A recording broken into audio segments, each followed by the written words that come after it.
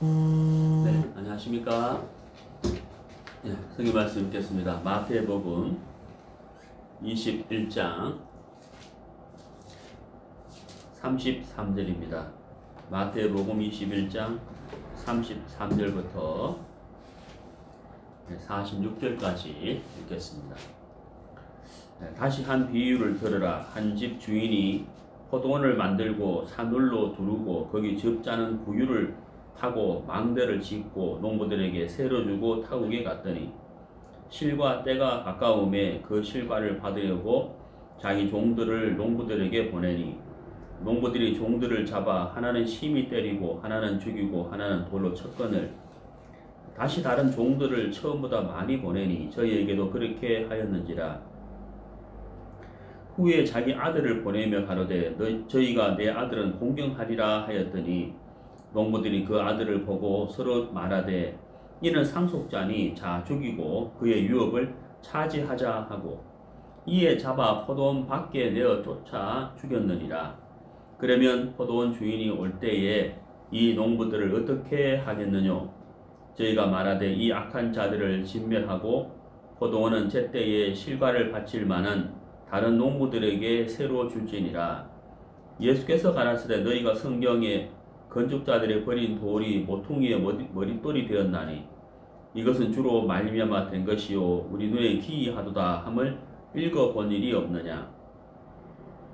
그러므로 내가 너희에게 이르노니 하나님의 나라를 너희는 빼앗기고 그 나라에 열매 맺는 백성이 받으리라.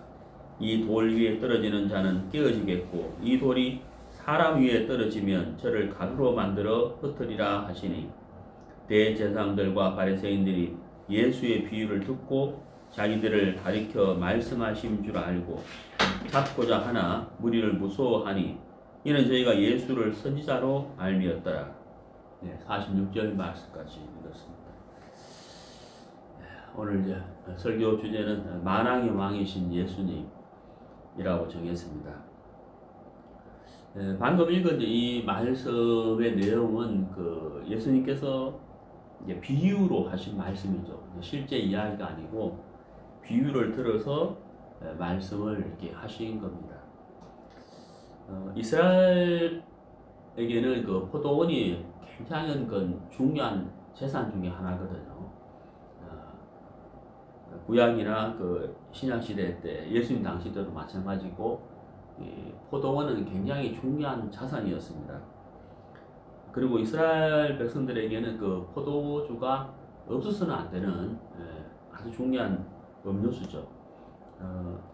예수님께서 이 포도원을 만든 비유를 하셨습니다. 포도원을 만들고 그리고 이제 거기에 그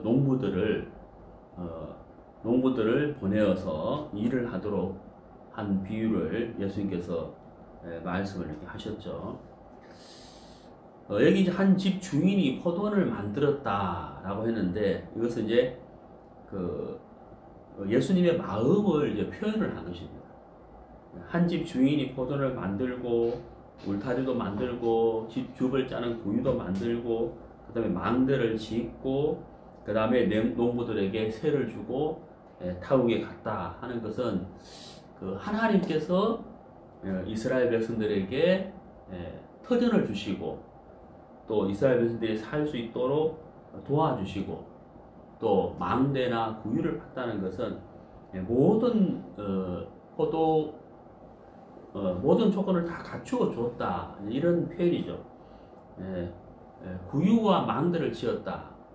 구유를 지었다. 그래서 외부의 침입을 막을 수 있도록 울타리를 짓고 망대를 짓고 그 다음에 이제 즙을 짤 수 있는, 그러니까 이제 포도를 심고 그 다음에 이제 즙을 짜는 그 모든 과정까지 할 수 있도록 모든 조건을 이제 갖추어 주었다는 이야기죠. 여기서 이제 우리가 예수님께서 이 비유를 드신 드실 때에 예수님의 마음이 있겠죠. 예수님이 어떤 마음으로 어떤 생각으로 이 비유를 들으셨느냐 하는 것을 우리가 이제 알아야 됩니다. 예수님께서 이제 포도원을 이렇게 만드시고, 물론 이건 예화지만은, 실제로 이거는 예화지만 실제 하나님이 이렇게 하셨어요. 어떻게 하셨느냐? 포도원을 주인이 포도원을 만들고 울타리를 만들고 우유와 망들을 짓고 그리고 농부들에게 이제 세를 주고 떠났다 이렇게 돼 있잖아요. 실제로 하나님은 이스라엘 백성들을 애굽에서 건져내시고 가나안으로 인도해 주셨습니다. 가나안에 인도해 주셨는데 이미 가나안 땅에는 7 족속들이 이제 살고 있었죠. 이방 족속들이. 그래서 전쟁을 통하여 7 족속을 내어 쫓고 가나안 땅을 정착지로 약속의 땅으로 이스라엘 백성들을 거기에 거주하게 하나님이 하셨습니다. 그리고 하나님은 필요한 모든 것들을 주셨죠. 젖과 꿀이 흐르는 땅으로 그 가나안 땅을 이스라엘 백성들에게 주신 겁니다. 그러니까 이제 하나님이 이스라엘 백성들을 특별히 사랑하셨고 선택하셨고 그리고 그들이 거주할 땅을 주셨고 그리고 그들에서 살 수 있도록 젖과 꿀이 흐르는 땅으로 다 주셨다는 거예요. 그러면은 이스라엘 백성들이 가져야 할 마음, 당연히 가져야 할 마음이 있죠. 그것이 바로 뭐냐면 감사죠, 감사. 참 애굽의 종도로 타는 우리를 하나님이 건져내셨고 또 이 젖과 꿀이 흐르는 땅을 주셨고 여기에서 살 수 있도록 모든 조건을 다 주셨다. 그러면 이스라엘 백성들이 그렇게 해야 된다, 이렇게 해야 된다가 아니라 자연스럽게 드는 마음이 있죠. 그게 바로 하나님께 감사라는 거죠. 감사. 그거는 당연히 들 수밖에 없는 마음인데 그 감사한 마음을 가지지 못하고 또 감사한 마음으로 살지 못한다면 거기서부터 이제 문제가 생기기 시작하잖아요. 당연히 문제가 생기겠죠. 마찬가지겠죠. 예수님께 이렇게 비유를 드셨죠. 이건 비유지만은 실제 이거는 예수님 당시에 이스라엘 백성들의 마음의 상태를 이렇게 비유로 표현을 한 거라. 그 주인이 포도원을 만들고 구유와 망들을 짓고 그리고 농부들에게 세를 주고 타국으로 갔다. 그러면 이 농부들이 가져야 할 마음이 있죠. 어떤 마음이겠어요? 우리는 포도원도 가질 만한 능력도 없는 자고 재산도 없는 자인데 우리에게 포도원을 다 만들어서 그냥 열심히 일만 할 수 있도록 우리에게 이 포도원을 새로 주셨는데 정말 얼마나 감사한 일이냐. 정말 저 주인이 너무 고맙다. 우리 열심히 일을 하면 된다. 그리고 좋은 이 집을 짜서 이걸 주인한테 감사한 마음으로 대접도 좀 해야 되겠다. 이렇게 이제 가져야 할 마음이 당연한 것이잖아요. 그런 마음을 당연히 가져야 되고 또 그런 마음으로 일을 해야 되고 또 한 가지는 주인이 오기를 기다려야 되는 마음이죠. 주인이 오기를 기다리고 주인에게 감사를 표현하는 마음.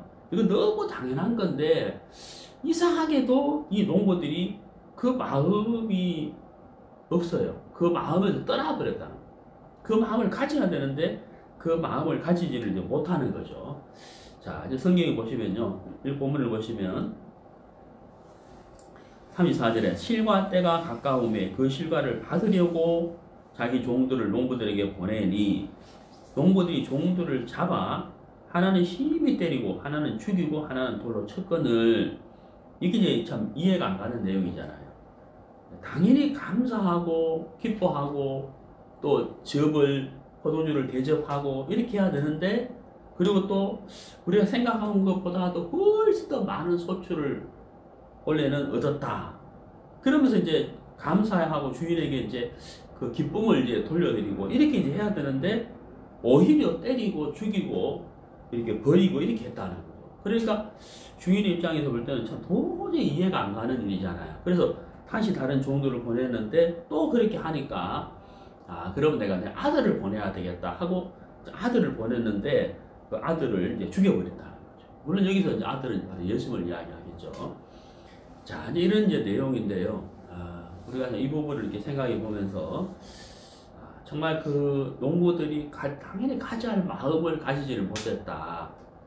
그것에 대해서 먼저 좀 살펴보고 또 말씀을 나누도록 하겠습니다. 네, 우리 이사야서 5장을 보도록 하겠습니다.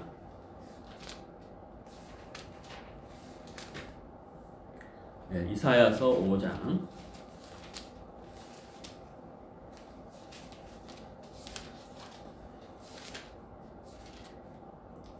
이사야서 5장 1절.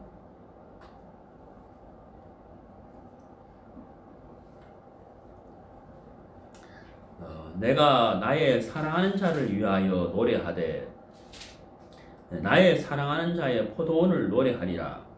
나의 사랑하는 자에게 포도원이 있으며 심히 기름진 산대로다. 땅을 파서 돌을 제하고 흑상품 포도나무를 심었었도다.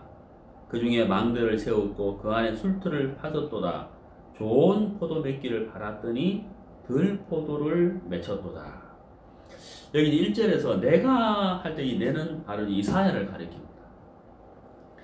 이사야가 내가 나의 사랑하는 자를 위하여, 나의 사랑하는 자는 하나님을 말씀하시죠. 이사야가 하나님을 위하여 노래를 했다, 이런 뜻입니다. 나의 사랑하는 자의 포도원을 노래하리라. 하나님이 주신 포도원을 노래하리라, 이렇게 이제 표현을 한 거죠. 그 다음에 나의 사랑하는 자에게 포도원이 있으며 심히 기름진 산에도다. 하나님께서 아주 기름진 땅에다가 포도원을 만드셨다는 거예요. 포도원을. 그리고 그 포도원을 개간을 하기 위해서 땅을 파고 그 다음에 돌을 제하고 그리고 아주 좋은 포도나무를 이렇게 심었다는 거예요. 이건 이제 무슨 말이냐면은 하나님이 이스라엘 백성들을 출애굽을 하셔서 젖과 꿀이 흐르는 가나안 땅으로 옮겨주셨다는, 그 땅을 주셨다는 거예요. 젖과 꿀이 흐르는 땅을 주셨다는 거죠. 이게 이제 그런 표현이거든요. 그런데 이제 극상품, 제일 좋은 포도나무를 심었다는 거죠.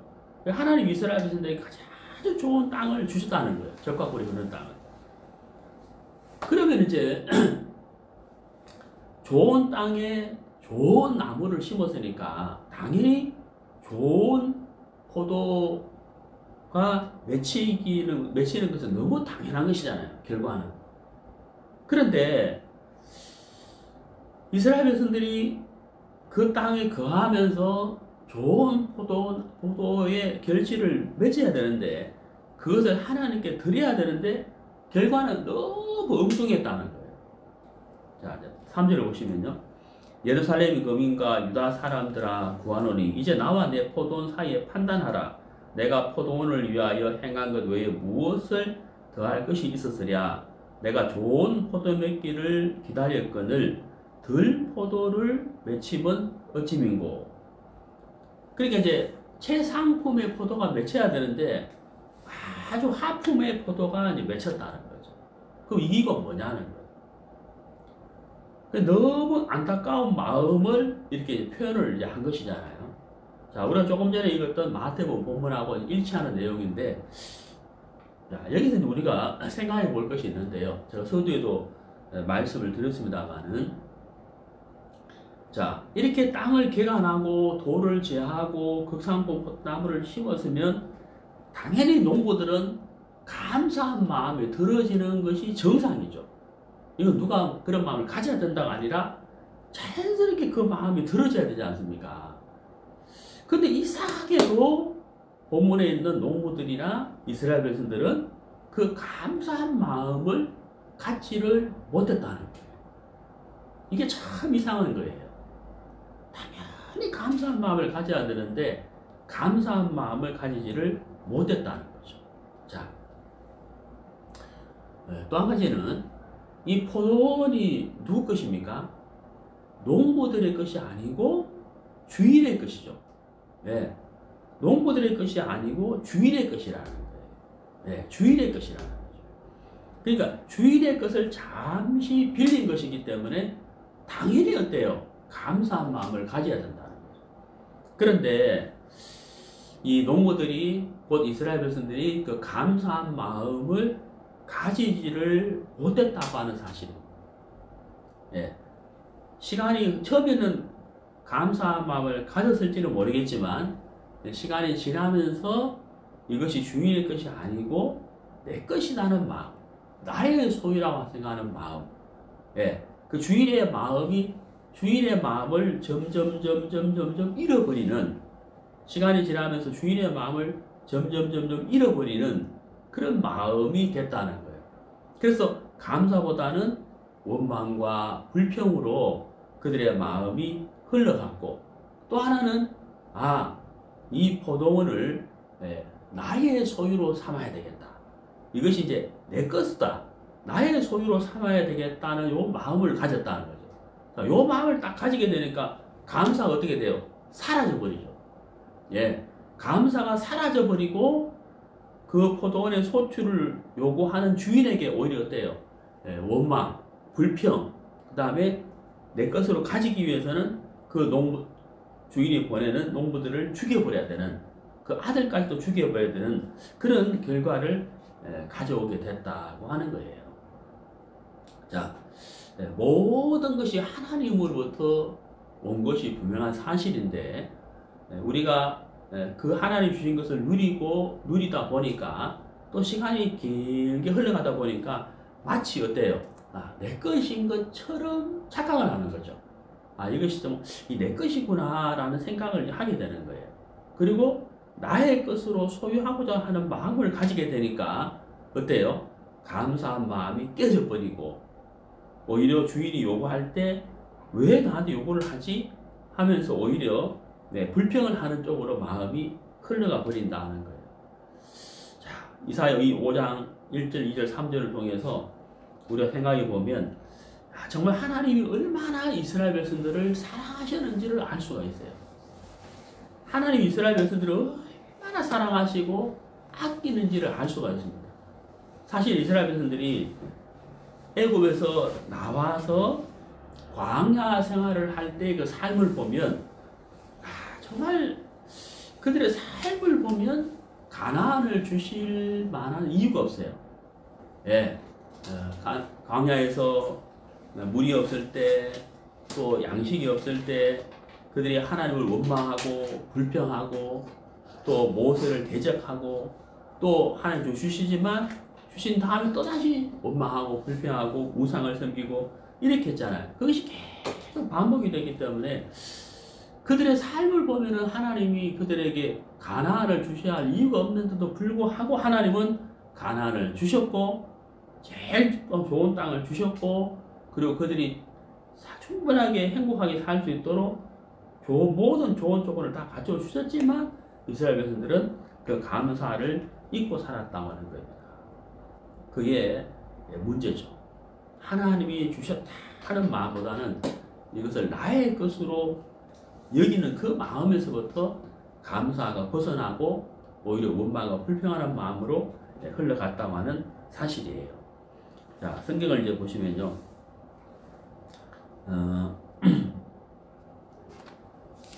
시편 50편을 보시겠습니다.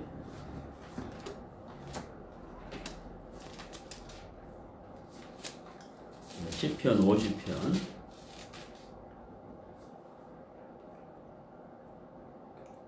14절, 시편 50편 14절, 감사로 하나님께 제사를 드리며 지극히 높으신 자에게 내 서원을 갚으며 환난 날에 나를 부르라. 내가 너를 건지리니 네가 나를 영화롭게 하리로다. 구약 성경을 읽어보면 특히 레위기에 우리가 제사법을 공부를 했습니다만은 레위기를 쭉 읽어보면은 제사법이 쭉 나오죠. 근데 여기는 14절에 하나님께 제사를 드리는데 무엇으로 제사를 드린다고 되어 있습니까? 감사라고 되어 있죠. 감사로 하나님께 제사를 드리며 이렇게 됐다는 거죠. 우리가 이제 제사라는 것은 하나님과 나와의 관계를 연결시켜 주는 것이 제사죠. 속죄제, 내 죄를 해결하기 위해서 하나님께 제사를 드리는 것이잖아요. 속죄제, 속건제, 화목제, 그 제사를 통해서 연약하고 보잘것없고 또 더러운 나와 거룩하신 하나님과 연결시켜 주는 것이 제사의 의미거든요. 이게 제사예요. 제사를 통해서 하나님과 나와의 관계가 회복이 되는 거거든요. 그러면 구약시대 제사는 우리가 배운 대로 소나 양이나 송아지나 비둘기나 이런 제물이 있었잖아요. 그런 제물을 통해서 하나님과 나와의 관계가 회복이 되는 거거든요. 근데 여기 시편 50편에서는 그런 짐승을 통하여 하나님께 제사를 드리는 것이 아니고 무엇을 통했습니까? 감사죠. 감사. 자, 그러면 왜 감사를 통해서 하나님께 제사를 드리느냐 하는 거예요. 그것은 하나님이 이스라엘 백성들에게 포도원을 주셨다. 그러면 포도원에 들어가서 그 포도원에서 행복한 삶을 누리는 이스라엘 백성들로서는 당연히 가져야 할 마음이 뭐겠어요? 감사죠. 그래서 하나님은 은혜를 베풀어 주셨고 은혜를 입은 이스라엘 백성들은 감사를 하나님께 드리는 거죠. 그러면 어때요? 하나님과 이스라엘 백성들의 관계가 원만하게 잘 흐르게 되는 거죠. 그렇다면 이스라엘 백성들이 더 행복한 삶을 살 수밖에 없는 것이다 하는 거예요. 그러니까 자, 여기 이제 감사로 하나님께 드리면 이게 사실은 정상적인 삶이라는 거죠. 정상적인 삶이라는 거죠. 자, 좀 내려가 보시면요. 시편 50편 23절에 22절부터 보겠습니다. 하나님을 잊어버린 너희여 이제 이를 생각하라. 그렇지 않으면 내가 너희를 찢으리니 건질 자 없으리라. 자, 23절 보시면요. 감사로 제사를 드리는 자가 그 다음 뭐라 되어 있습니까? 나를 영화롭게 하나니 이렇게 되어 있죠. 예, 감사로 제사를 드리는 자가 나를 영화롭게 하나니. 우리가 감사를 하나님께 드리고 그 감사를 하나님께 드림으로 말미암아 하나님을 영화롭게 한다. 하나님께 영광을 돌려드린다 한다는 것. 하나님의 영광을 받으신다는 거죠. 자, 그래서 구약시대 때 제물을 통하여 제사를 드리는 것이 있었지만 사실은 어때요? 하나님을 영화롭게 하는 참된 제사는 무엇을 드리는 것입니까? 감사죠. 감사. 하나님이 이렇게 정말 포도원을 주시고 울타리도 만들어 주시고 그 다음에 이제 돌도 제하고 그리고 극상목 포도나무도 심어 주시고 하나님이 이렇게까지 세밀하게 살피시고 은혜를 베풀어 주셨는데 내가 여기서 좋은 극상품 포도를 얻어서 하나님께 영광 감사를 드려야 되겠다 하고 실제로 하나님께 감사의 제사를 드리면 하나님이 그걸 통하여 영광을 받으시고 그래서 하나님과 우리와의 관계가 화목이 되는 관계가 회복이 되고 정말 좋은 사랑의 교제를 동행을 이제 나누게 되는 것이죠. 하나님은 그것을 원하셨기 때문에 이스라엘 백성들에게 가나안 땅을 주신 것이고 마태복음 오늘 읽은 본문의 내용은 하나님이 이스라엘 백성들에게 예수님을 보내서 가지고 바로 관계를 회복하기를 원하셨다는 거예요.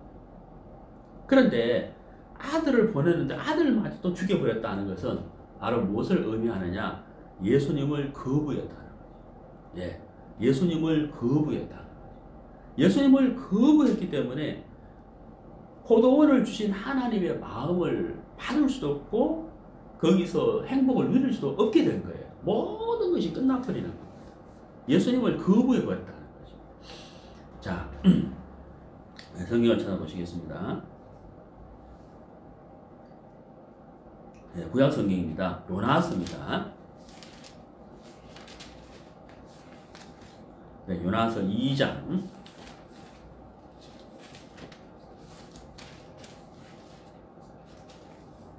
9절입니다. 구약 성경 1288페이지 1288페이지 요나서 2장 9절입니다. 8절부터 보겠습니다. 무릇 거짓되고 헛된 것을 숭상하는 자는 자기에게 베푸신 은혜를 버려사오나 나는 감사하는 목소리로 주께 제사를 드리며 나의 서원을 주께 갖겠나이다. 구원은 여호와께로서 말미암나이다. 자, 이제 8절을 먼저 보시면요. 거짓되고 헛된 것을 숭상하는 자는 이렇게 되어 있죠. 자, 그런 사람은 자기에게 베푸신 무엇을 버린다 그랬습니까? 은혜를 버린다 이렇게 되어 있잖아요. 자, 조금 전에 제가 말씀드렸죠. 하나님이 포도원을 주셨는데 이것을 나의 것으로 여겨야 되겠다, 내 것으로 만들어야 되겠다는 마음을 가지게 되니까 감사가 어떻게 됐다고요? 깨져버린다 그랬잖아요.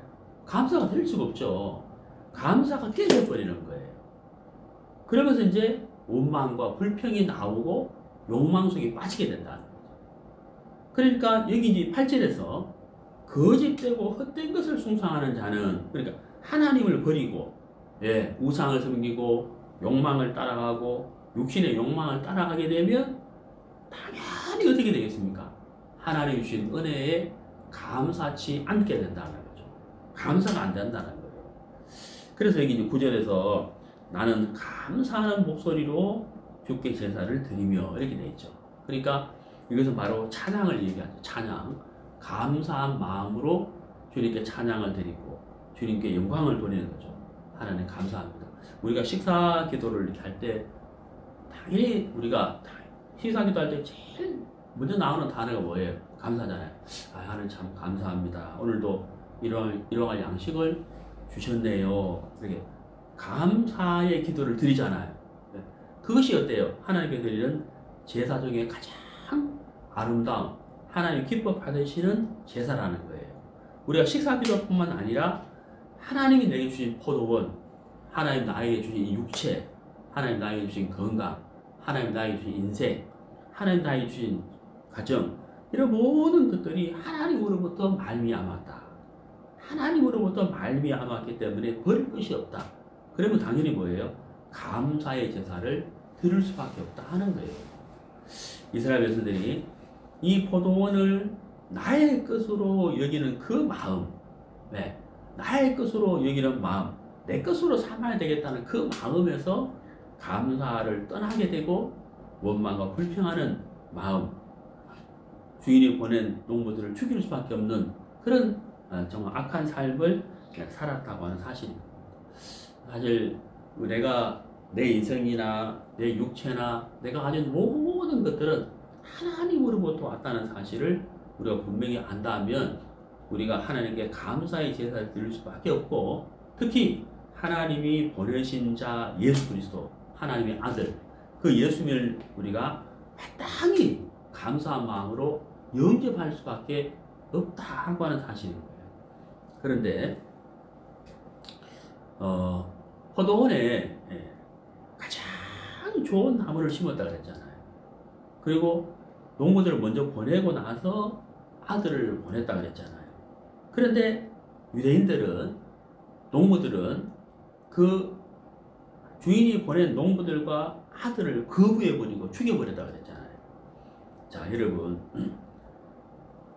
거부하고 아들까지 죽임으로 말미암아 그것으로 끝나는 게 아니고 포도원마저도 뺏기고 거기서 내어 쫓김을 당했다고 하는 사실인 거예요. 가장 중요한 것은 바로 뭐냐면 그 포도원을 통하여 하나님은 아들을 보내고 그 아들을 통하여 주인의 모든 것을 누리기를 원하셨다는 거예요. 그것이 바로 하나님의 마음이라는 거죠. 그런데 이스라엘 백성들은 그 아들을 거부함으로 인해서 주인이 가지고 있는 모든 그 신령한 재산들, 신령한 세계들을 다 가지지 못하게 됐다는 거예요. 너무나도 안타까운 마음이잖아요. 자, 마태복음 본문을 보겠습니다. 마태복음 21장 42절. 예수께서 가라사대 너희가 성경에 건축자들의 버린 돌이 모퉁이의 머릿돌이 되었나니 이것은 주로 말미암아 된 것이요 우리 눈에 기이하도다 함을 읽어본 일이 없느냐. 자, 이제 건축을 하는 사람들이 이 머릿돌이 굉장히 중요하죠. 왜 머릿돌이 중요하냐면 머릿돌을 세우고 나서 이 머릿돌과 돌과 벽돌이 연결되면서 건축이 지어져 간다는 거예요. 건물이 지어져 간다는 거예요. 그래서 가장 중요한 것이 건축자들이 세우는 모퉁이 돌, 머릿돌이 굉장히 중요하죠. 심지어는 그 머릿돌에 건축자 이름까지 새긴다고요. 네. 그게 머릿돌이에요. 머릿돌. 바로 여기서 말하는 머릿돌은 바로 예수 그리스도를 말씀하시는 거예요. 그런데 유대인들이 가장 귀한 이 머릿돌을 유대인들이 어떻게 했느냐면, 에이, 이거 뭐 진짜 볼품없는 돌이네 하고 탁 버려버렸다. 그러면 건축을 하는데 가장 중요한 머릿돌이 유대인들이 볼 때는 유대인인 건축자들이 볼 때 이게 쓸모없어 보이는 거예요. 이게 무슨 머릿돌이 되겠어? 하고 탁 버려버렸다. 이게 무슨 말이냐면, 농부들이 주인의 마음을 생각하고 감사한 마음을 가지고 감사로 제사를 드리고 영광을 돌리고 접을 짜서 감사하여 대접을 하고 이렇게 해야 되는데, 이걸 내 것이라는 마음을 가지면서 나의 것으로 소유를 가져야 되겠다는 마음을 가지면서 농부들과 아들을 죽여버리고 내쫓아버렸잖아요. 감사로 제사를 드릴 수가 없죠. 감사로 화답할 수가 없게 됐단 말이에요. 하나님이 이스라엘 백성들에게 주시고자 하는 것이 너무 많았지만 그 핵심은 아들을 통해서 주는 거였어요. 바로 예수님을 통해서 주는 거죠. 근데 건축자들이 머릿돌을 버린 것처럼 바로 예수님을 배척하고 예수님을 거부해버렸다는 거예요.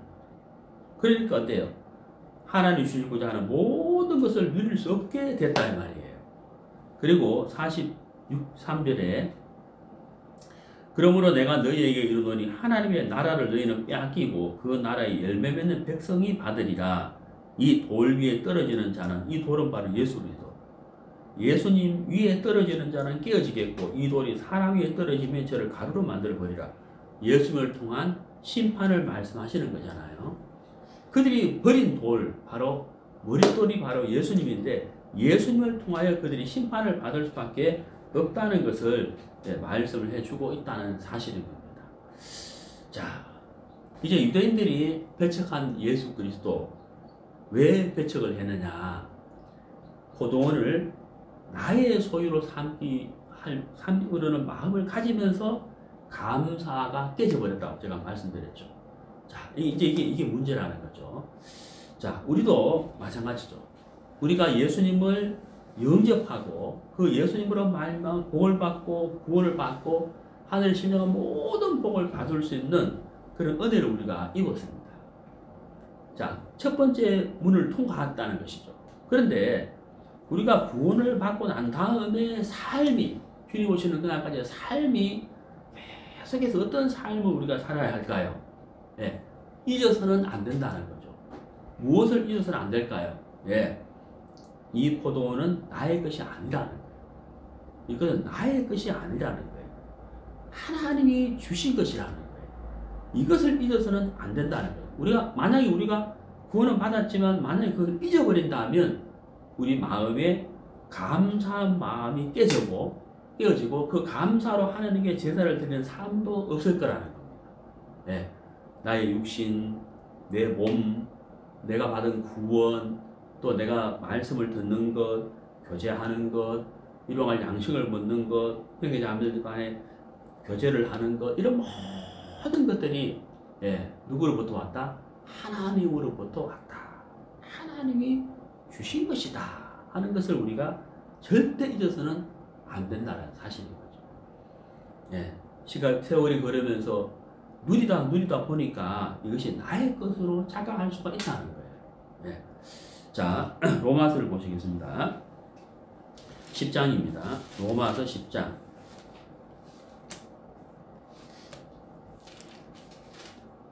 (3절)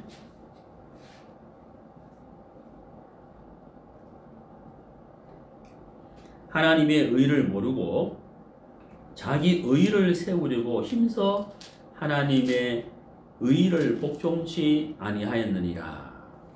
자, 여기 이제 이 3절에서요, 이 자기라는 단어가 나오죠. 하나님의 의를 모르고 그 다음에 나오는 단어가 자기의 자기 의 이렇게 돼 있잖아요. 예, 하나님의 의를 모르고 자기 의를 세우려고 이렇게 돼 있잖아요. 예, 그렇죠. 포도원을 주신 하나님의 은혜인데 이것을 나의 소유로 삼으려는 마음을 가졌다. 그러면 그때부터 어떻게 돼요? 예, 하나님께 감사의 제사를 드릴 수가 없게 되는 거죠. 예, 나의 소유로 삼으려고 할 때부터 그렇게 되는 거잖아요. 그런 것처럼 하나님이 주셨다. 하나님으로부터 왔다. 이것이 아니라 나의 계획, 나의 생각, 나의 의, 나의 소유 이런 마음을 가지면서부터 어때요? 감사가 깨질 수밖에 없다고 하는 사실입니다. 감사의 제사를 드릴 수가 없다고 하는 거죠. 그렇다면 우리 마음에서도 예수님과의 관계가 멀어질 수밖에 없는 것이다 하고 하는 거예요. 그래서 농부들이 이게 참 주인이 우리에게 주셨구나. 너무 감사하다. 이런 것처럼 하나님이 내게 주셨구나. 사실 그게 사실인데 거기에서 마음이 멀어지면 감사의 제사를 드릴 수가 없는 것이다. 그렇다면 하나님과 우리와의 관계가 깨어지고 벌어질 수밖에 없는 것이다 하는 거죠. 자, 우리 요한일서를 보시겠습니다.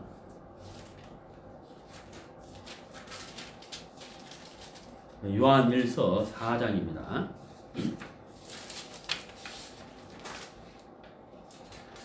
요한일서 4장 10절. 사랑은 여기 있으니 우리가 하나님을 사랑한 것이 아니요 오직 하나님이 우리를 사랑하사 우리 죄를 위하여 화목제로 그 아들을 보내셨습니다. 여기 자 아들을 보내셨다 이렇게 되죠. 아들을 보내셨다.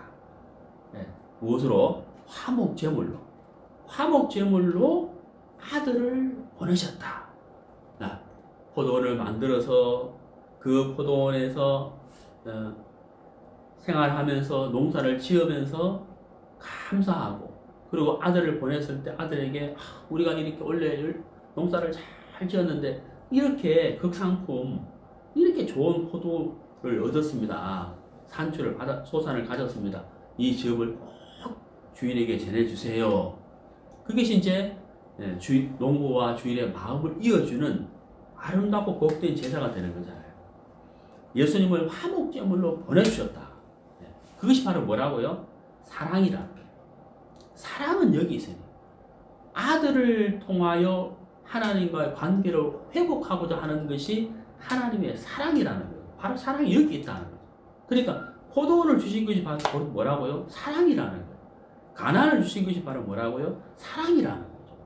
십자가를 우리 주신 것이 바로 뭐라고요? 사랑이라는 거예요. 사랑은 여기 이렇게 나타났다는 거예요. 그래서 우리가 그 사랑을 받았기 때문에 그 사랑을 감사하는 것이 너무 당연한 것이고 너무 마땅한 것이잖아요. 그렇죠? 자, 요한일서 4장 11절. 사랑하는 자들아 하나님이 이같이 우리를 사랑하셨은즉 우리도 서로 사랑하는 것이 마땅하도다. 그렇죠? 서로 감사하고 서로 사랑하고 또 그것으로 하나님께 영광을 돌리고 그래서 우리의 관계가 정말 아름답고 복된 관계가 되는 것이죠. 이스라엘 백성들이 바로 그 예수님을 거부함으로 인해서 모든 것을 잃어버린 자가 되었다고 하는 사실입니다. 그래서 어떻게 됐습니까? 자, 로마서를 봅시다.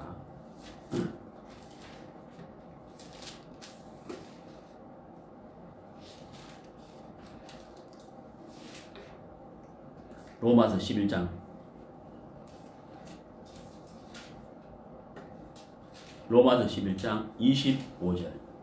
형제들아 너희가 스스로 지혜 있다 함을 면키 위하여 이 비밀을 너희가 모르기를 내가 원치 아니하노니 이 비밀은 이방인의 충만한 수가 들어오기까지 이스라엘의 들어는 완악하게 된 것이라.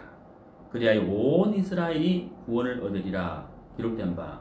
자, 여기 이제 이방인의 수하는 말씀이 있죠. 이방인의 수.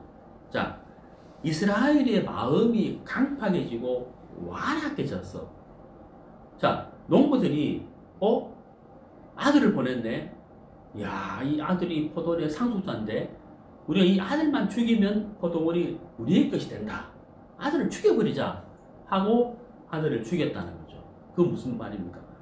포도원을 주신 하나님의 그 은혜를 감사치 않고 거부해버린 거잖아요. 하나님 주시고자 하는 마음을 거부해버린 거란 말이에요. 하나님이 예수를 통하여 우리에게 주시고자 하는 것은 복음이고, 그 복음을 통하여 하나님의 의를 주시고, 그 하나님의 의를 우리가 가짐으로 인하여 하나님 앞에 우리가 당당하게 설 수 있고, 그러면 하늘나라가 바로 우리의 것이 되는 거죠. 우리는 그 하늘나라에서 하나님의 은혜를 누리게 되는 삶을 하나님이 계획에 놓으신 겁니다. 그런데 아들을 거부하신 유대인처럼 예수님을 거부한 유대인이 하나님이 주시고자 하는 그 복음이 누구에게로 넘어와 버렸느냐 하면 이방인에게로 넘어와 버렸다는 거예요. 복음이 유대인에게 가야 되는데 그 복음 때문에 유대인들이 하나님의 의를 가지고 하나님의 의를 통하여 하나님 앞에 감사하고 하나님 앞에 당당하게 설 수 있고 하늘나라를 누리게 될 수밖에 없는데, 이 복음이 그들이 거부하고 예수님을 거부함으로 인해서 이게 이방인에게 넘어와 버렸다. 곧 우리에게 넘어와 버린 거죠. 바로 이게 그 말이다. 이방인의 수가 들어오기까지 이스라엘의 들은 완악하게 된 것이라. 우리에게 이 복음이 넘어와 버렸다는 거예요. 자, 성경을 찾아보시죠. 로마서 11장 11절입니다. 11장 11절. 그 옆에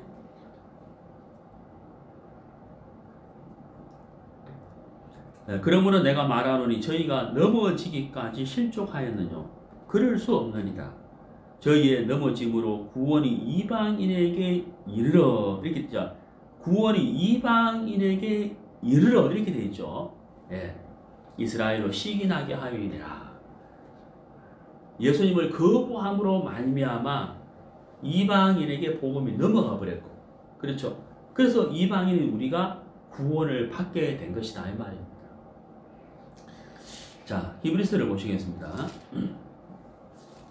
히브리서 11장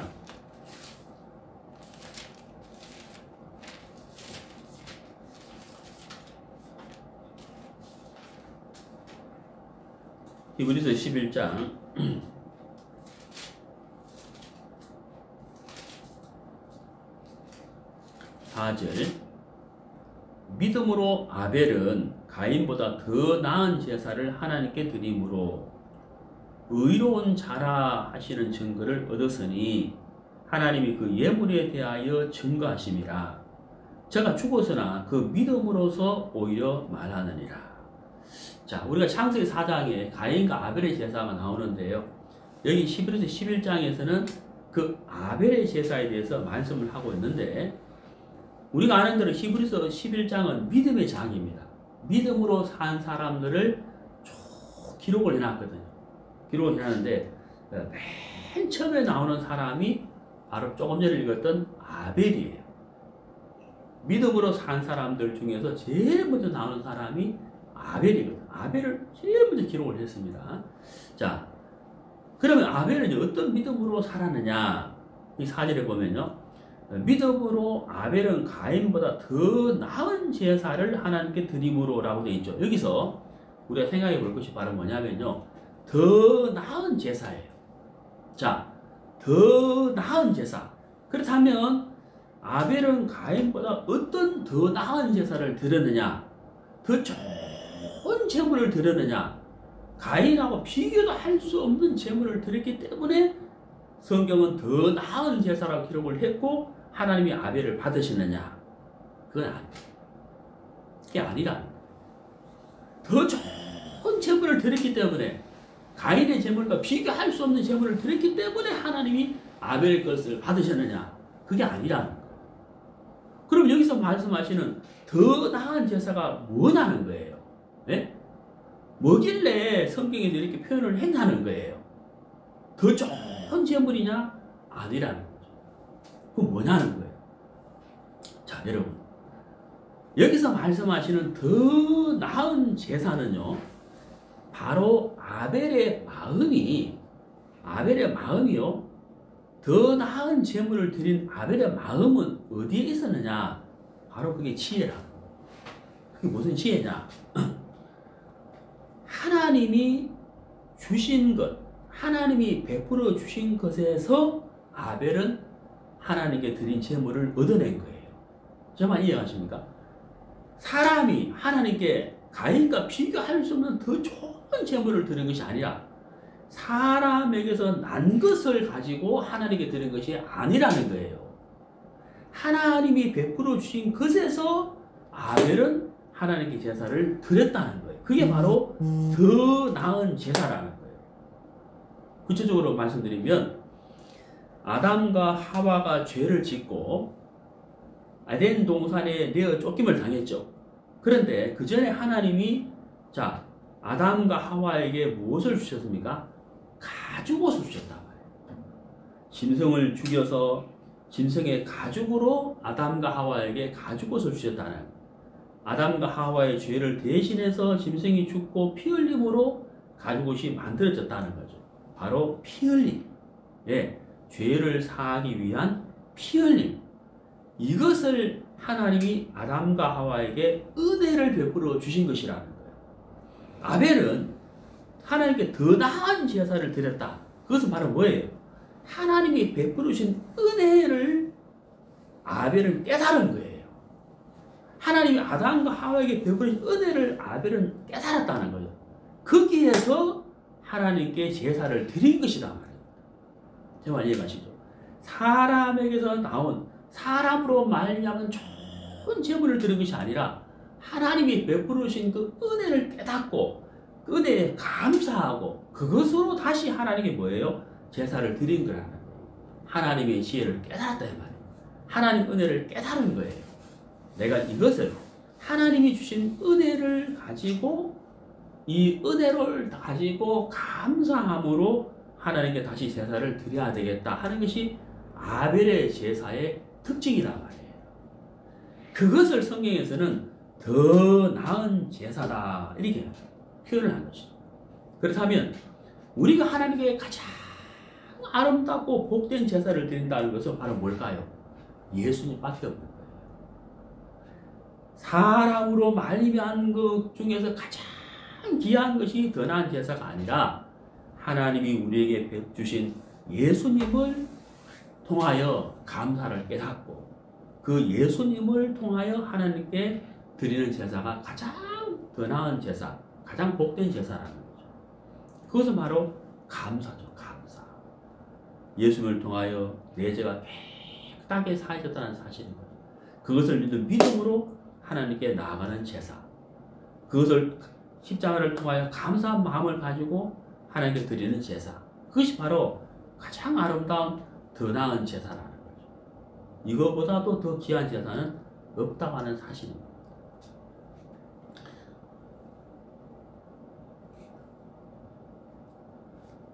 예, 누가복음을 보시겠습니다. 누가복음 18장.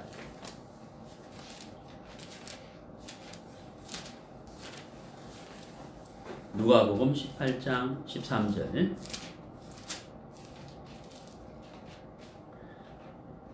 세리는 멀리 서서 감히 눈을 들어 하늘을 우러러보지도 못하고 다만 가슴을 치며 가로되 하나님이여 불쌍히 여기옵소서. 자, 하나님께 기도하는 세리가 있고 바리새인이 있는데 하나님이 기뻐하신 기도는 세리의 기도였고 세리의 마음을 하나님이 받아주셨어요. 그러면 세리는 무엇을 했습니까? 하나님이여 불쌍히 여기옵소서. 이것이 세리가 하나님께 드리는 것이었어요. 그렇죠? 바리새인은요, 자기가 잘한 것을 드렸지만 하나님이 받지 않으셨고, 세리는 어때요? 드린 것이 없었지만 하나님이 기뻐하셨잖아요. 그게 뭐예요?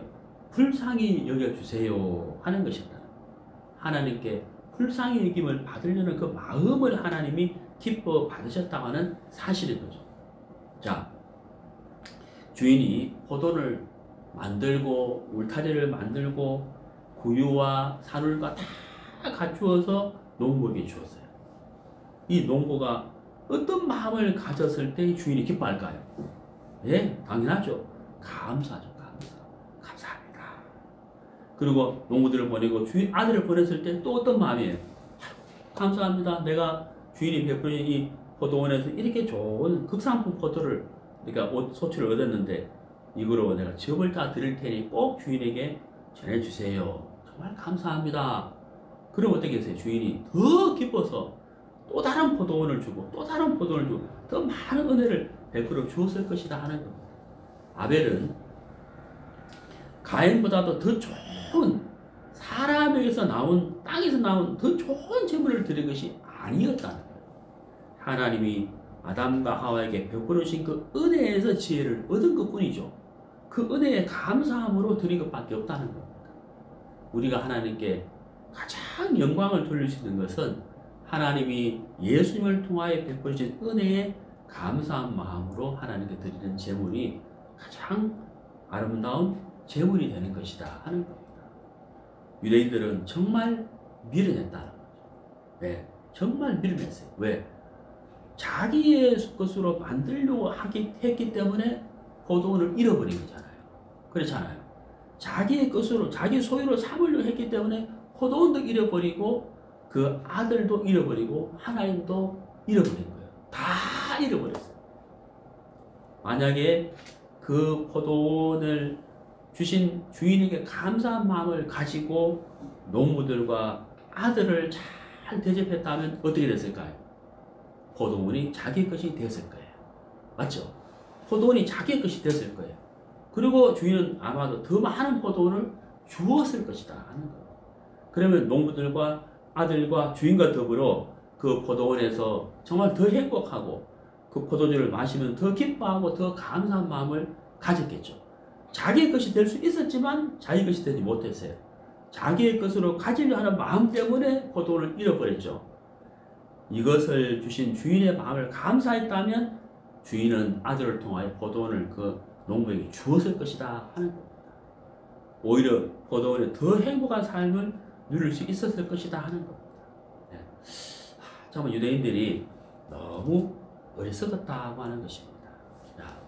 이 말씀을 통해서 우리 자신들을 이렇게 돌아보면서 지금 이 시대를 살아가는 우리는 하나님 앞에 어떤 마음으로 살아가는가 하는 거예요. 어떤 마음으로 살아가는가. 자, 성경을 찾아보시겠습니다. 신약성경.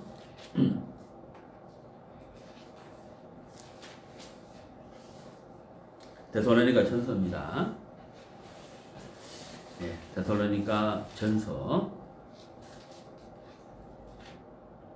5장 16절 항상 기뻐하라 쉬지 말고 기도하라 범사에 감사하라 이는 그리스도 예수 안에서 너희를 향하신 하나님의 뜻입니다. 너무 잘하는 말씀이죠. 네. 구원받지 않는 사람들, 하나님을 믿지 않는 사람도 아마 이 구절은 알고 있을 겁니다. 항상 기뻐하라 쉬지 말고 기도하라. 세 번째가 뭡니까? 18절에 범사에 감사하라. 범사에 감사하라. 우리 시편 50편에 감사로 제사를 드림으로 인하여 하나님을 영화롭게 한다라고 되어 있잖아요. 그렇죠? 자, 포도원을 주신 주인의 마음, 바로 곧 하나님의 마음이잖아요. 이스라엘 백성들을 광야에서 인도하셔서 가나안 땅, 젖과 꿀이 흐르는 가나안 땅에 두시고 그들이 거기서 잘 살 수 있는 모든 조건을 갖추어 주셨잖아요. 그런데 가나안에 살고 있는 이스라엘 백성들은 감사의 마음으로 살지를 사실 못했어요. 네. 포도원에 들어간 농부들이 이 포도원을 우리의 것으로 삼자 하는 그 마음을 가진 순간부터 그들은 거부하는 마음을 가지고 살았다는 겁니다. 감사를 드리는 마음이 아닌 거부하는 마음을 가지고 살았다는 겁니다. 우리가 이 말씀을 통하여 우리 자신을 다시 돌아보고 우리에게 하나님이 너무 좋은 땅을 주셨고 너무 좋은 나무를 주셨고 거기에서 삶을 누리고 살 수 있도록 우리에게 모든 조건을 갖추어 주었다고 하는 사실인 겁니다. 예수님보다 귀한 것은 없죠. 예수님보다 귀한 것은 없어요. 예수님보다 귀한 분은 없습니다. 우리가 그 예수님을 영접하고 구원을 받았다는 사실은 가장 좋은 포도나무, 가장 좋은 포도원을 우리가 얻은 것입니다. 새로 주신 겁니다. 이제 우리는 그 안에서 예수님과 더불어 행복하고 누리고 예수님으로 감사함 제사를 드리게 된다면 우리는 더 좋은 포도원의 삶을 누리게 될 것이다 하는 것입니다.